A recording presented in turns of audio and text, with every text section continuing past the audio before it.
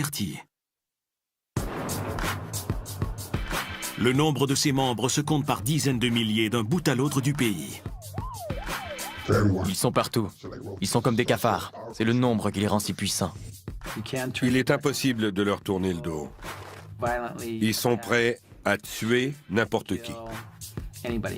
Le 18th Street Gang a modifié les règles de la culture de gang et façonné une puissante entreprise criminelle.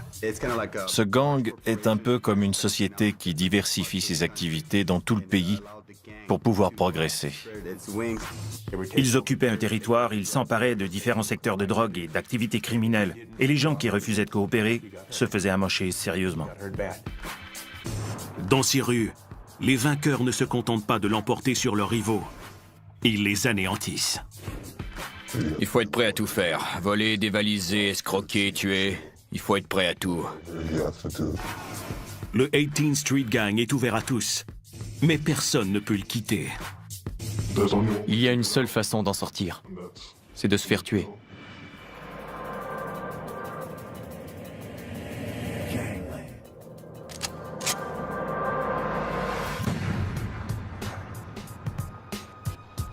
Los Angeles, le 4 septembre 1994. À l'ouest du centre-ville, dans le quartier Westlake, deux tueurs embusqués attendent leur cible.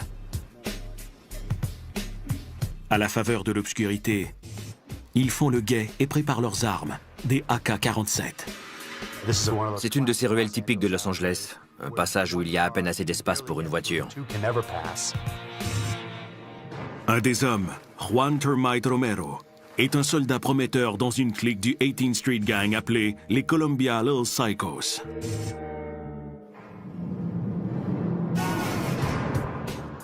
Le gang se spécialise dans l'extorsion. Il soutire de l'argent à tout le monde, aux revendeurs comme aux gens d'affaires, en échange de sa protection. Une part des profits est remise au patron de Termite, Frank Puppet Martinez. Puppet fait également partie de la mafia mexicaine, ou la MA, le plus puissant gang de prison de la Californie. La cible qu'attendent les deux hommes armés est un ennemi de Puppet. Il a envoyé un percepteur sur le territoire de Puppet pour s'emparer des profits. Le soldat le plus prometteur du gang, Termite, est chargé de régler le problème. Termite s'occupait des missions. S'il y avait un travail à exécuter dans le quartier, le gang allait voir Termite et lui disait ce qu'il devait faire.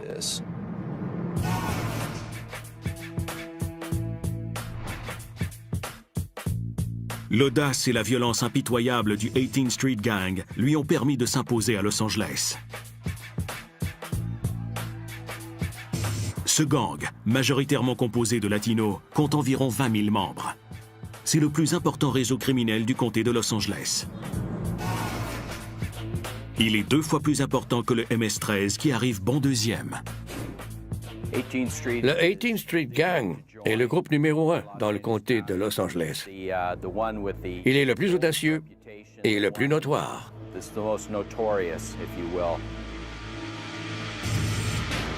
Le 18th Street Gang ne ressemble à aucun autre gang de rue à cause de l'importance de ses effectifs et du fait qu'il n'a aucune direction générale.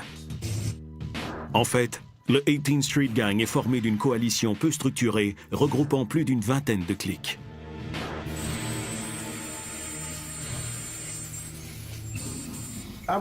Sa structure rappelle davantage une fédération qu'une hiérarchie. Ces cliques portent des noms tels que Hoover Locos, Chateau Park Locos et Columbia Little Psychos. Les membres du 18th Street Gang s'identifient selon leur quartier. Ils choisissent le nom de leur clique d'après la rue ou le quartier où ils vivent. Chaque groupe fonctionne de façon autonome et chacun est dirigé par un chef de clique.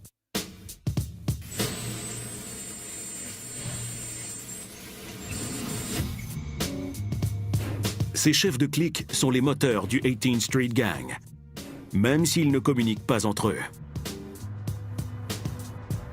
C'est un peu comme un chef de peloton dans l'armée. Même si tout le monde est dans l'armée, il y a 50 millions de groupes différents et ils ne savent pas toujours ce que font les autres. Ils ont chacun leur plan d'action. Ce chef de clique, que nous appellerons Jesse, dirigeait une bande dans un quartier situé au sud de Los Angeles. Il a fait tout ce qu'il fallait pour gravir les échelons. Ça m'a pris 1 an et demi de crimes de toutes sortes. Quand on ne refuse rien, on se fait rapidement un nom. Peux-tu me voler une voiture? Ouais. Est-ce que tu veux vendre la drogue? Ouais. Peux-tu tirer sur quelqu'un? Ouais. Plus je commettais de crimes, plus j'étais respecté des autres membres du gang. Souvent, le travail de chef de clique consiste à commettre un meurtre. Le choix de la cible doit être avantageux pour le gang. Il faut trouver quelqu'un qui en vaut la peine. Comme une personne d'un gang rival, par exemple. Si on tue un chef de clique, qui est aussi un revendeur de drogue, on fait perdre de l'argent à ce gang. Et la méthode utilisée pour tuer est tout aussi importante. Chacun choisit ses propres armes et sa façon de tuer. Moi, je poignardais. N'importe qui peut utiliser une arme à feu, alors qu'il faut pas avoir froid aux yeux pour s'approcher de quelqu'un et le poignarder.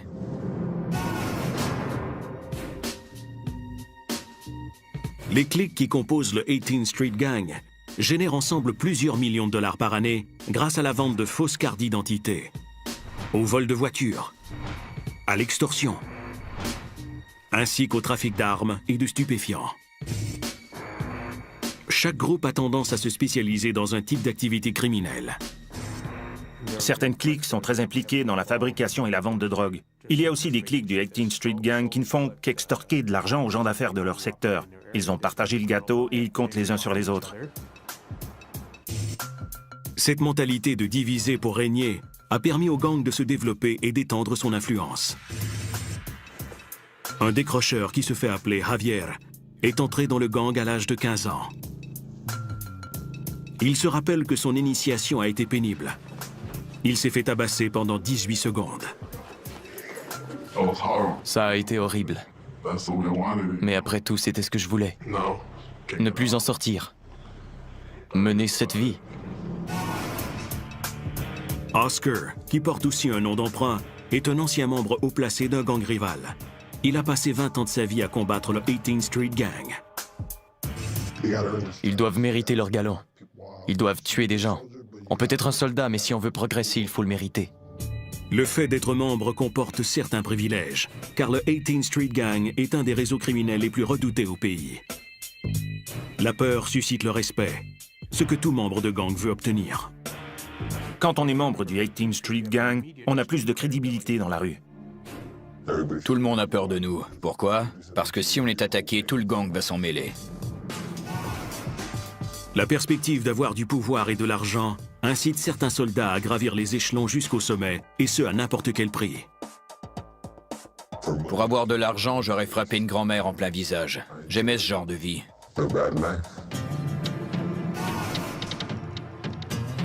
Dans ce libre marché basé sur le vice, la cupidité et le meurtre, le 18th Street Gang se propage comme une traînée de poudre.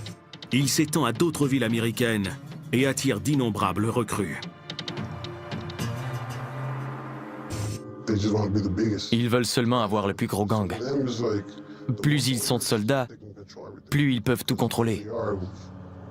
Le nombre est tout ce qui compte. Le territoire et le nombre de membres sont aussi ce qui préoccupe Juan Termite Romero lorsqu'il attend sa cible à Westlake. Vers minuit, une voiture entre dans la rue étroite. Elle est conduite par l'homme qu'attendait Termite, Carlos Truco Lopez. Lorsque Truco s'approche lentement de la sortie, Termite et son compagnon, tous deux armés de AK-47, mettent en joue les occupants de la voiture. Quand ils ont vu Truco s'approcher, ils ont ouvert le feu avec leur AK-47. Le message est clair. Ce quartier nous appartient et on le garde.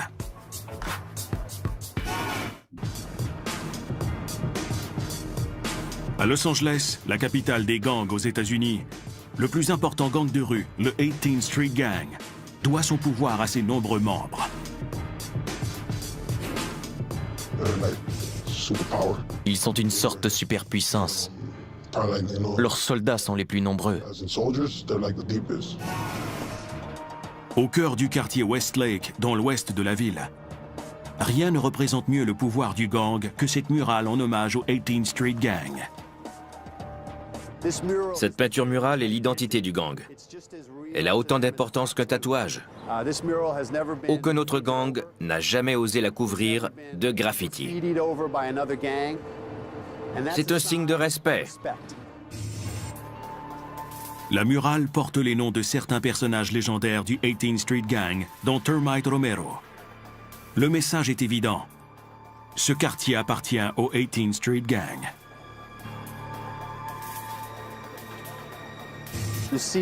Elle retrace l'histoire de gens qui ont voulu venir dans ce pays ou qui ont été forcés de quitter leur patrie. Ils ont formé un gang. Et dans ce gang, ils ont trouvé le bonheur, la tristesse, la joie, la violence et finalement, la prison et la mort. Au début, le 18th Street Gang n'est rien de plus qu'une petite bande de marginaux.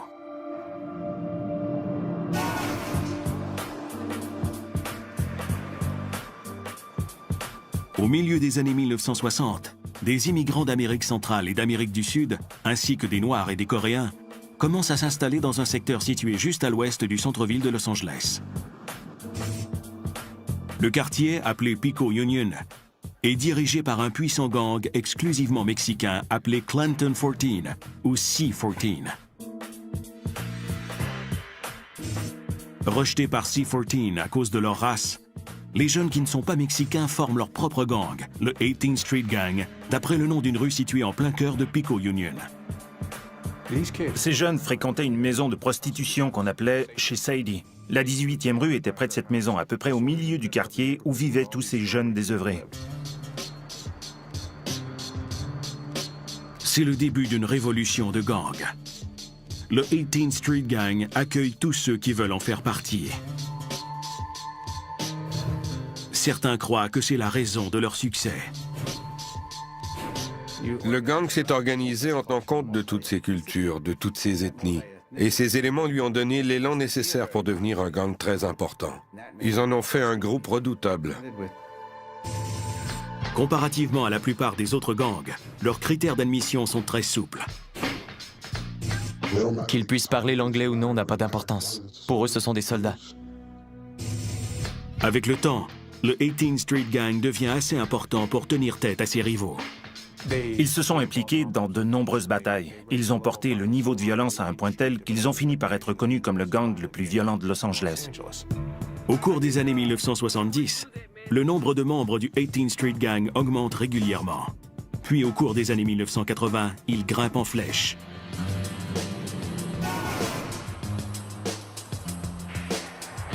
En Amérique centrale, les guerres civiles brutales qui ont lieu au Salvador et au Guatemala incitent des milliers de personnes à quitter leur pays et à se réfugier aux États-Unis.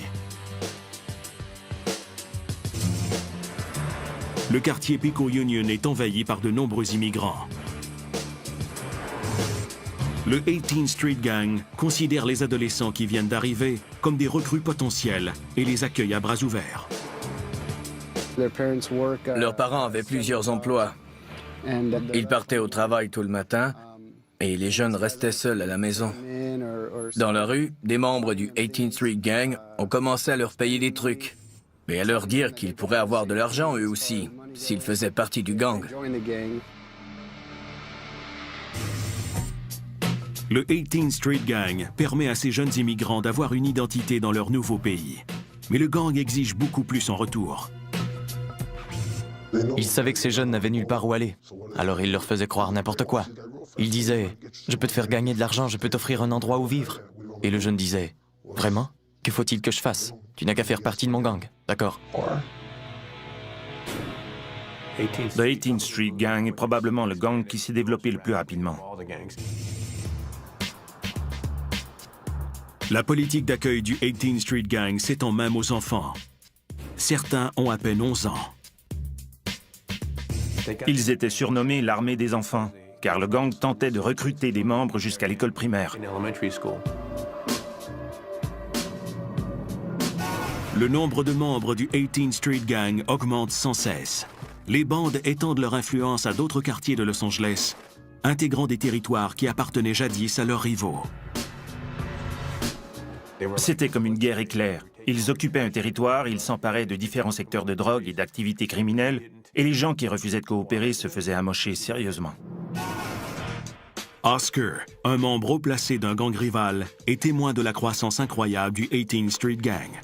Il dit que les cliques avaient recours à la crainte et à l'intimidation pour obliger de nouveaux membres à faire partie du gang. Ils prenaient le contrôle de tout un pâté de maisons. C'est ainsi qu'ils procédaient. Certains n'étaient pas intéressés à faire partie du gang, mais ils n'avaient pas le choix. Même le gamin le moins dégourdi était enrôlé.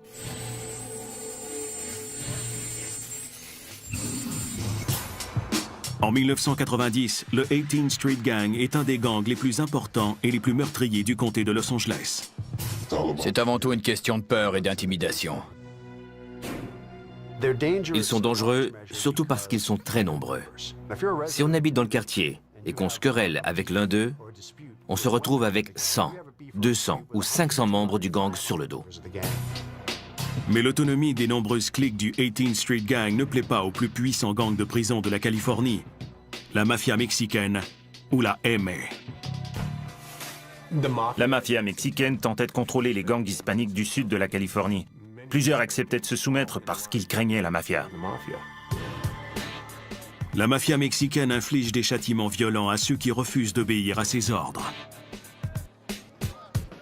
Quand ces individus se retrouvent en prison, ils savent qu'ils sont attaqués si on en donne le feu vert.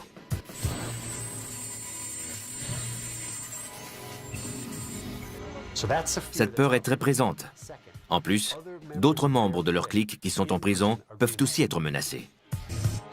Ils reçoivent des appels ou des lettres de leurs camarades en prison qui leur disent « Dépêche-toi de payer, fais quelque chose. Sinon on va nous battre ou nous tuer. » En 1992, la mafia mexicaine convoque un sommet avec des représentants du 18th Street Gang. L'enquêteur Richard Duran est informé de cette rencontre qui est secrètement enregistrée sur bande vidéo. Cette rencontre a été menée par les membres de la mafia mexicaine afin d'établir certaines lignes directrices dans les quartiers. La mafia ordonne à chaque équipe du 18th Street Gang de lui verser désormais des redevances sur les profits réalisés dans la rue.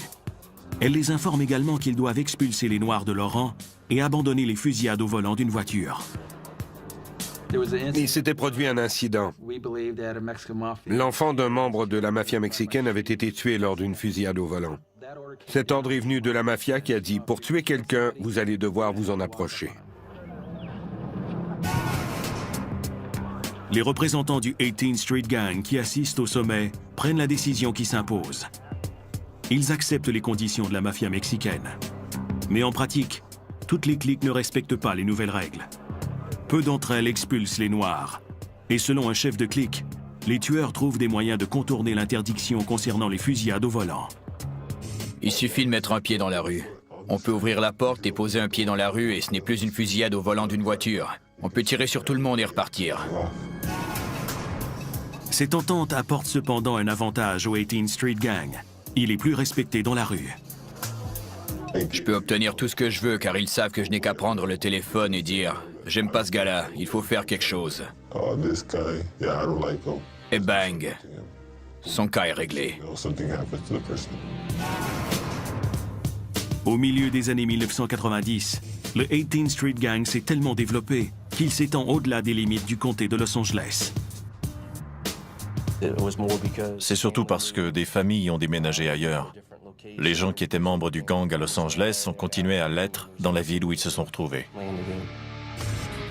Le 18th Street Gang se propage partout aux États-Unis, alors que des membres du gang déménagent dans le Midwest, dans le Sud et sur la côte Est. Les tentacules du 18th Street Gang ont atteint certains endroits aussi improbables que Omaha dans le Nebraska, Nashville dans le Tennessee et Baltimore. Des endroits qu'on n'associerait pas normalement à des gangs de rue du comté de Los Angeles.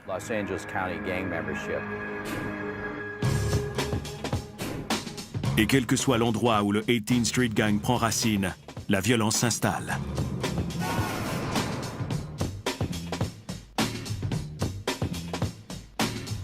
Vadnais Heights, au Minnesota, le 9 avril 2006.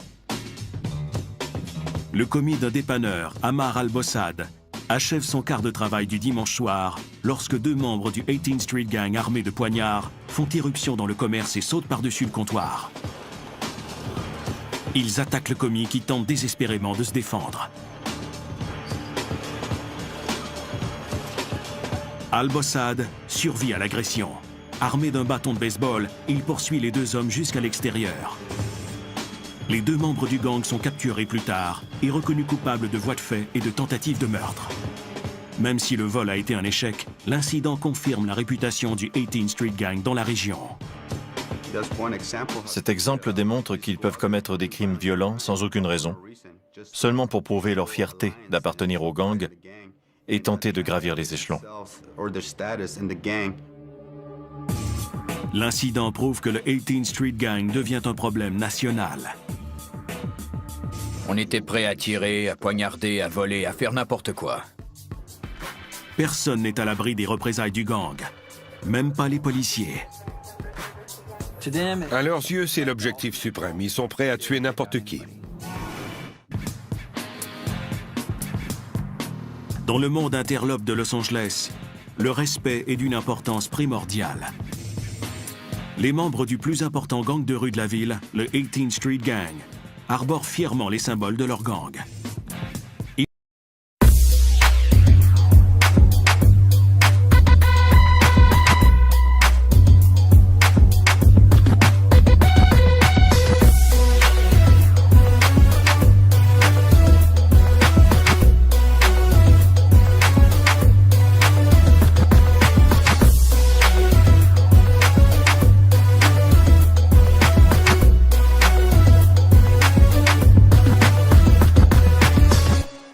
Ils portent le chiffre 18 sur leur chandail et leur tatouage, afin d'annoncer à tout le monde qu'ils détiennent le pouvoir. Ils enlèvent leur chemise et se pavanent en montrant leur symbole. Hé, regardez comme je suis fort et méchant, je suis un membre du 18th Street Gang. Personne n'ose s'en prendre à l'un d'eux, car si on le fait, 10 autres gars se portent aussitôt à sa défense. Jesse, qui a grandi près du secteur sud de Los Angeles, était à même de voir qui était respecté et qui ne l'était pas dans son quartier. Les membres des gangs marchaient la tête haute. Ils étaient les durs de l'école. Qui n'aurait pas aimé ressembler à un dur? Jesse devient un soldat du 18th Street Gang et s'efforce de mériter le respect du chef de sa clique. Plus on fait de mauvais coups, plus on commet de crimes, plus on tue de gens, plus on est apprécié. Les rues où Jesse et les autres soldats sévissaient sont celles que patrouille l'enquêteur James Corcoran. Comme il est assez tôt le matin, c'est calme. En général, les résidents du quartier sont des gens honnêtes qui s'efforcent de gagner leur vie et d'élever leur famille. Mais à certains moments de la journée, spécialement en fin d'après-midi et à la tombée de la nuit, les membres de gang ont tendance à prendre le contrôle des rues.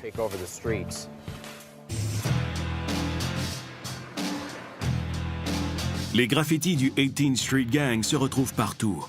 Des variantes du chiffre 18 sont les inscriptions qu'on voit le plus souvent.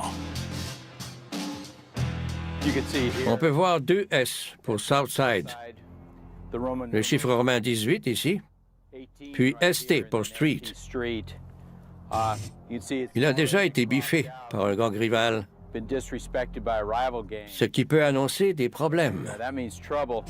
On est actuellement à l'arrière du 500 Westlake, qui est une forteresse du 18th Street Gang. Ce secteur est contrôlé par le 18th Street Gang, en l'occurrence la clique CLCS, les Columbia Little Psychos. Comme vous pouvez le voir, il y a un B pour Barrio, une flèche pointée vers le bas pour revendiquer le quartier et aussi un 18. Les policiers ne connaissent que trop bien les moyens que les membres du 18th Street Gang sont prêts à utiliser pour se faire un nom et être respectés.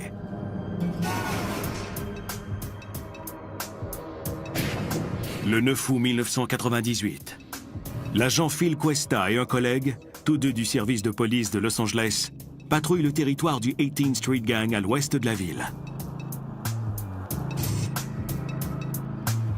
Ils vérifient une information concernant une soirée organisée par le gang. Ils immobilisent leur véhicule à proximité de l'endroit qui les intéresse et commencent à surveiller les lieux. Occupés à surveiller la maison, il ne remarque pas qu'un homme s'approche derrière la voiture de patrouille.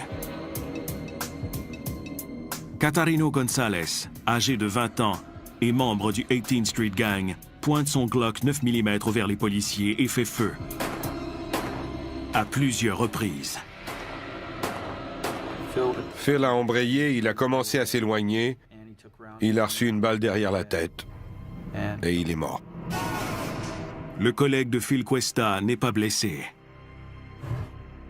González est arrêté plus tard et reconnu coupable de meurtre, mais n'expliquera jamais les raisons de son geste. On croit que González avait déjà été arrêté par Cuesta et son collègue, et que c'était sa façon de riposter. González devient un héros pour les autres membres de son gang. Ils lui rendent hommage tout en profitant de l'occasion pour narguer les policiers. 2 ans plus tard, à l'approche de l'anniversaire de la mort de Phil Cuesta, le 18th Street Gang a fait toutes sortes de graffitis pour montrer son mépris envers le service de police de Los Angeles. Pour eux, tuer un policier est l'objectif suprême.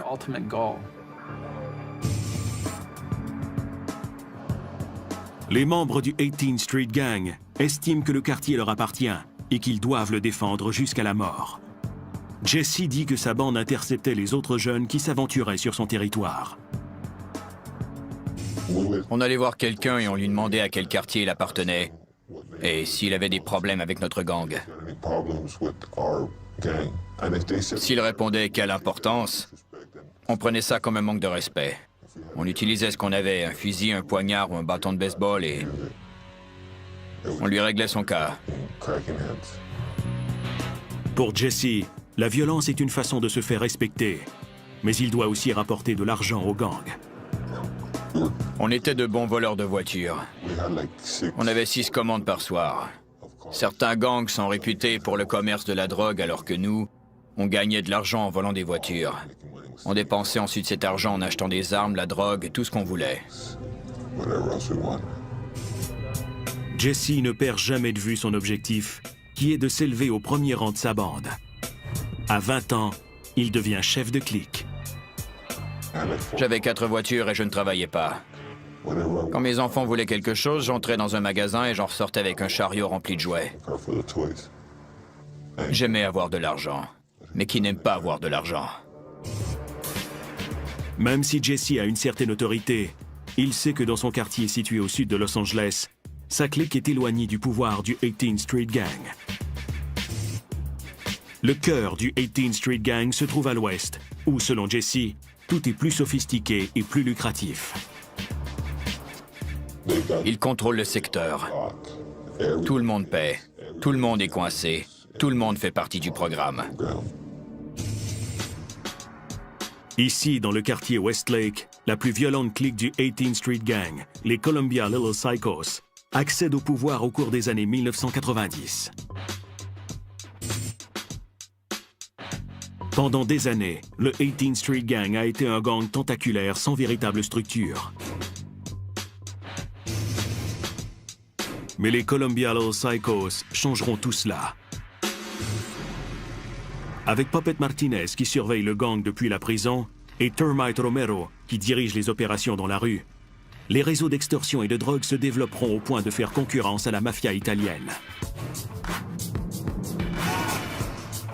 Cependant, cette réussite causera finalement sa perte, et les forces policières lui porteront le coup de grâce.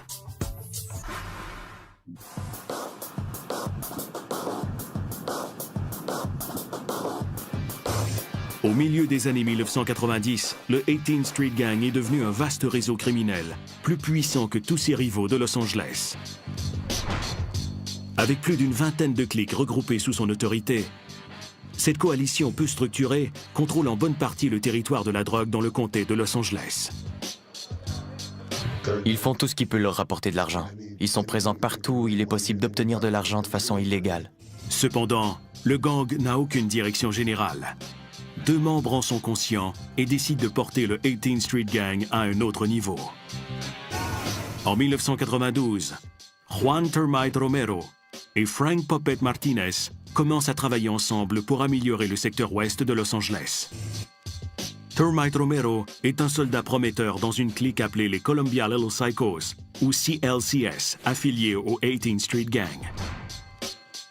Puppet Martinez est un membre haut placé de la mafia mexicaine, un gang de prison qui contrôle également les activités des Little Psychos. Les Little Psychos sont menacés lorsqu'un des rivaux de Puppet tente de mettre la main sur ses profits. Le rival de Puppet envoie un membre du 18th Street Gang, Carlos Truco Lopez, sur le territoire des Little Psychos pour s'emparer des profits réalisés dans la rue. On lui a demandé d'aller prendre l'argent qui avait été recueilli. Il y avait une querelle derrière tout ça. Et Puppet a dit « ça ne se passera pas comme ça ». Le soir du 4 septembre 1994, Termite et un autre individu attendent l'arrivée de Truco dans cette rue étroite du quartier Westlake. Vers minuit, la voiture de Truco s'approche. Termite et son collègue pointent leur AK-47 en direction de la voiture. Truco et sa copine n'ont aucune chance de s'en tirer. Truco se baladait dans le quartier par une chaude soirée d'été et il est entré dans un passage très étroit. Les membres du gang avaient tout prévu et quand il s'est approché de la sortie, ils ont criblé sa camionnette de balles afin de garder l'usage exclusif de ce territoire. Puppet Martinez accorde une promotion à Termite pour son excellent travail. Il le nomme chef de clique des Little Psychos. Termite a été choisi par Frank Martinez dans la mafia mexicaine. C'est dire à quel point les CLCS étaient contrôlés. Termite se met rapidement au travail pour faire ses preuves. Il voit dans le parc MacArthur, situé sur le territoire du 18th Street Gang, une excellente occasion d'enrichir le gang. Le parc, qui est le refuge des membres de gangs, accueille des gens de tous les milieux et offre à ceux qui cherchent rapidement de la drogue l'occasion de tout acheter au même endroit. Termite est décidé à soutirer le plus d'argent possible aux revendeurs du parc MacArthur. Il ordonne aux membres des Little Psychos d'améliorer leur système d'extorsion. Termite a fait travailler le gang jour et nuit, 7 jours semaine. Il y avait 2 quarts de travail par jour.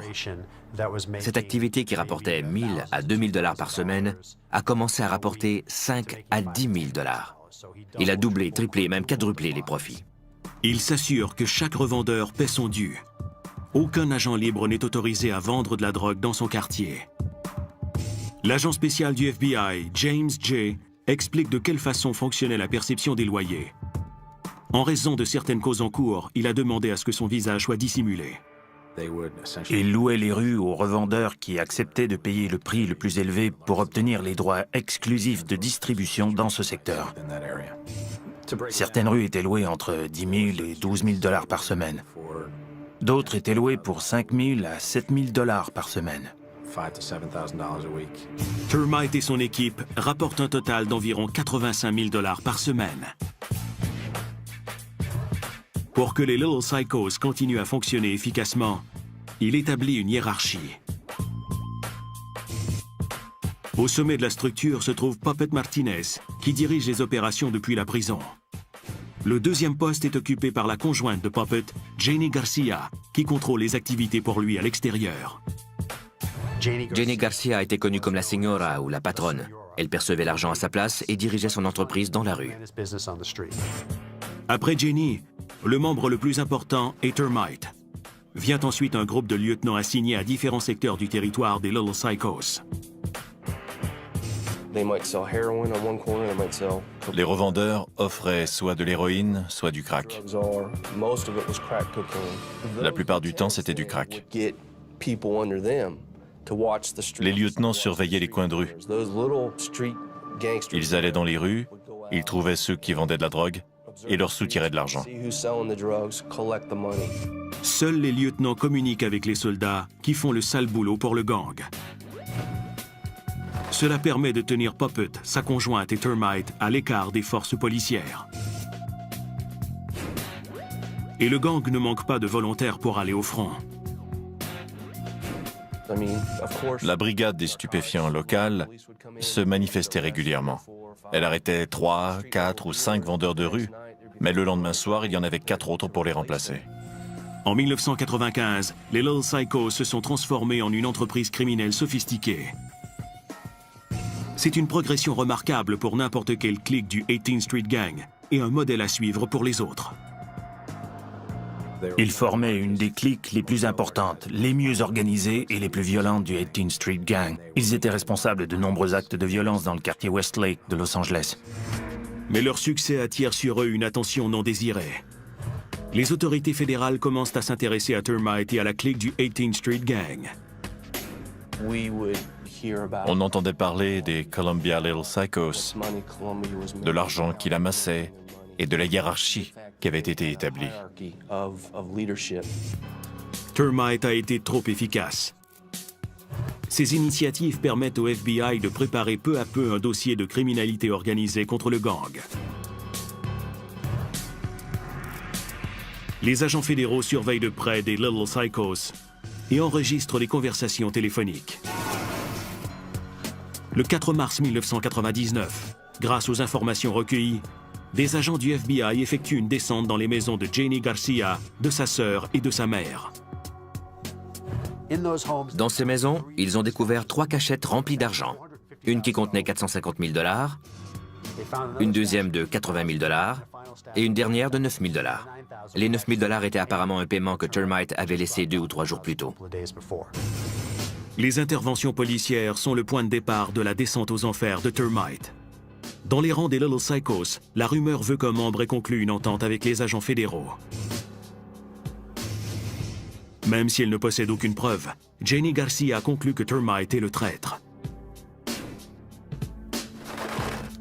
Elle convainc son mari, Puppet Martinez, que son ambitieux chef de clique les a trahis.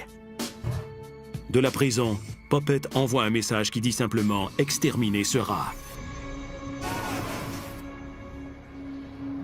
Le 1er novembre 1999. À son bureau, Termite Romero attend la livraison hebdomadaire de l'un de ses percepteurs de loyer. Il retourne ensuite à sa voiture. Soudain, plusieurs membres du 18th Street Gang apparaissent et font feu sur lui. Termite les a vus venir. Ils ont criblé sa voiture de balles et ils ont tiré à plusieurs reprises sur Romero et son chauffeur. Même s'il a été touché 5 fois, Termite survit à l'attaque. Il se réveille à l'hôpital, conscient que sa propre clique a tenté de le tuer. Ils s'en sont pris à lui sans avoir aucune preuve. À mon avis, il était leur soldat le plus loyal. S'ils n'avaient pas essayé de le tuer, il n'aurait probablement pas accepté de coopérer avec nous.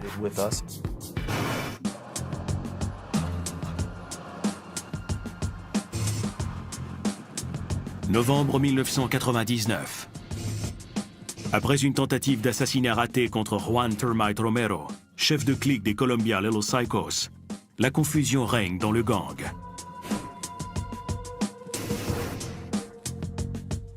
Les Little Psychos sont une entreprise criminelle sophistiquée qui rapporte des millions de dollars.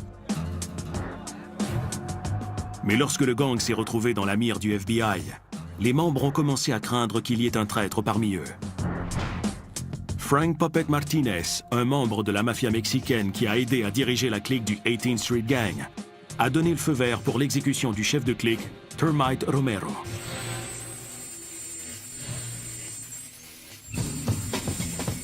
Termite a survécu à l'attaque et les autorités s'efforcent d'éviter qu'il y ait d'autres représailles. C'est à ce moment qu'on a su qu'il fallait faire quelque chose pour éviter une escalade de la violence. L'agent spécial Carl Sanford sait que Termite se rétablit au domicile d'un ami. Il obtient un mandat et procède à son arrestation. Termite est accusé de blanchiment d'argent fédéral et de trafic de stupéfiants. Termite est plus que disposé à coopérer avec les enquêteurs. Le leader de 33 ans veut se venger de son patron, Frank Puppet Martinez.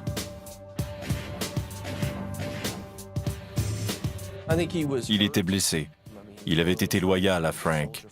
Il avait été un bon soldat pour Frank, mais parce qu'on avait décidé à tort qu'il était un traître, il a décidé de coopérer avec nous.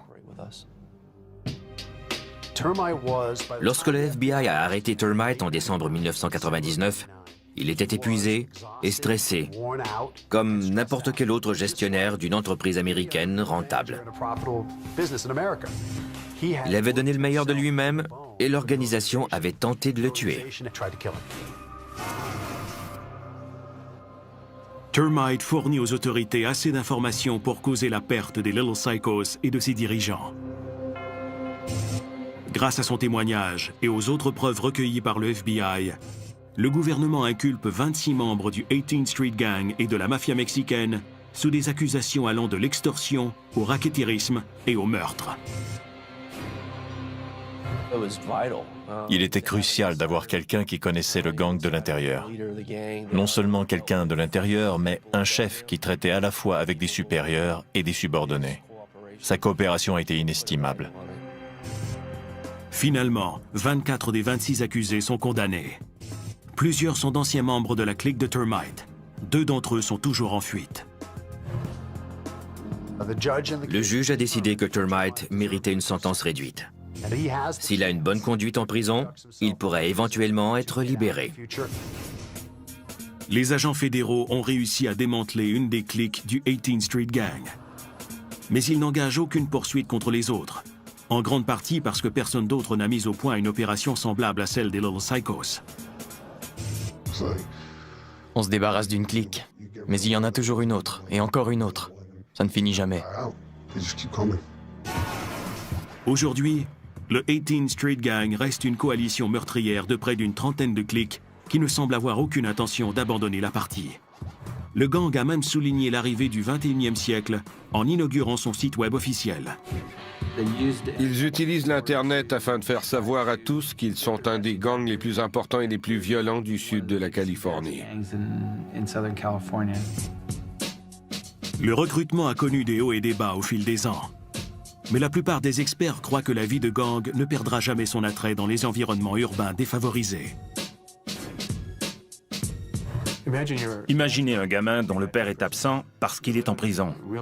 Il vit dans un taudis, envahi par les cafards.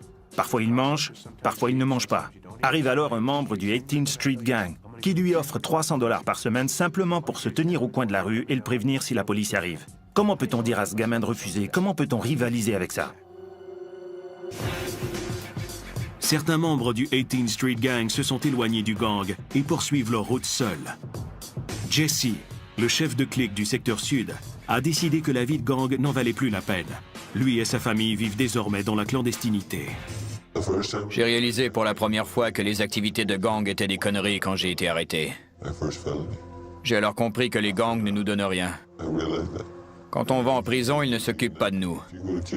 Comme membre d'un gang, on n'a aucune assurance, pas de programme de revenus supplémentaires, pas de régime de retraite. On n'en retire rien.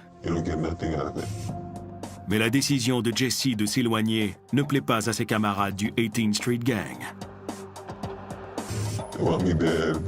Ils veulent ma mort parce que j'ai choisi d'être un citoyen comme les autres et d'abandonner la vie de gang. J'ai simplement décidé de passer à autre chose. Mais ils sont incapables de le comprendre.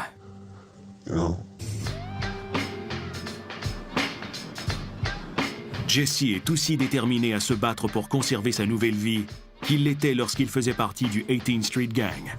Il ne fait pas mystère des mesures qu'il doit prendre pour protéger sa vie et celle de sa famille. On n'a aucun scrupule quand il s'agit de gens qui veulent nous tuer. On n'a aucune pitié. Si je meurs, mes parents vont être tristes. Si je meurs, mes enfants vont être tristes. Et qui s'occupera d'eux? Je n'aurai aucun remords à tuer des gens qui me placeraient dans ce genre de situation. Les membres de gang se renouvellent avec chaque génération. Mais la légende a immortalisé certaines personnalités marquantes du 18th Street Gang. Leurs noms sont inscrits sur ce mur et font partie de l'identité de la communauté. Environ la moitié des gens dont les noms sont sur ce mur ont été poursuivis en justice par le FBI et condamnés, ou ont été tués par d'autres gangs.